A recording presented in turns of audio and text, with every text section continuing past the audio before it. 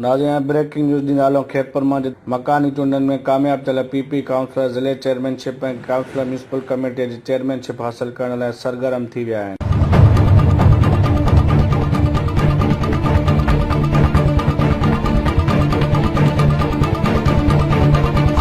नाज़रीन breaking news दी नालों खेतपुर मां मकानी चूंडनि में कामयाब थियल पीपी काउंसलर ज़िले चेयरमैनशिप ऐं काउंसलर म्यूनिसिपल कमेटी जी चेयरमैनशिप हासिल करण लाइ सरगर्म थी विया आहिनि। पीपल्स पार्टी जी आला क़यादत ऐं मक़ामी क़यादत सां अंदरूनी तौर राब्ता शुरू करे छॾिया आहिनि। जॾहिं त ज़रियनि जो चवणु आहे त पीपी एमएनए सैयद जावेद अली शाह जिलानी जे पुट सैयद फहद शाह जिलानी, वॾे वज़ीर जे सूबाई सलाहकार मंज़ूर हुसैन वसाण जे भाइटे शहरयार वसाण, एमपी नईम खरल जे भाइटे शाह हुसैन खरल ऐं पीपी ज़िले जे जनरल सेक्रेटरी चिराग शौकत राजपर जे भाउ नादिर अली राजपर खे ज़िले चेयरमैनशिप ॾियाराइण लाइ पीपीए जी आला क़यादत सां राब्ता ऐं मुलाक़ातूं शुरू करे ॾिनियूं आहिनि। जॾहिं त पीपीए जी आला क़यादत सां वेझड़ाए सबबि ज़िले चेयरमैनशिप एमएनए सैयद जावेद अली शाह जिलानी जे पुट सैयद फहद शाह ऐं सूबाई सलाहकार मंज़ूर वसाण जे भाइटे शहरयार वसाण खे मिलण जा इम्कान आहिनि। ॿिए पासे म्यूनिसिपल कमेटी खेतपुर जे मुख़्तलिफ़ वार्डनि ते कामयाबी माणींदड़ मुनीर हुसैन मंगी, डॉक्टर यार मोहम्मद फुलापुटो, सैयद अली मदद शाह, मीर गुलाम शबीर टालपुर पिणु म्यूनिसिपल कमेटी खेतपुर जी चेयरमैनशिप हासिल करण लाइ पीपीए जी मक़ामी क़यादत सां राब्ता तेज़ करे छॾिया आहिनि। जॾहिं त ज़रियनि जो चवणु आहे त पीपल्स पार्टी वार्ड नंबर 26 जे उम्मीदवार मुनीर हुसैन मंगीअ खे म्यूनिसिपल कमेटीअ जी चेयरमैनशिप मिलण जा इम्कान चिटा थी विया आहिनि।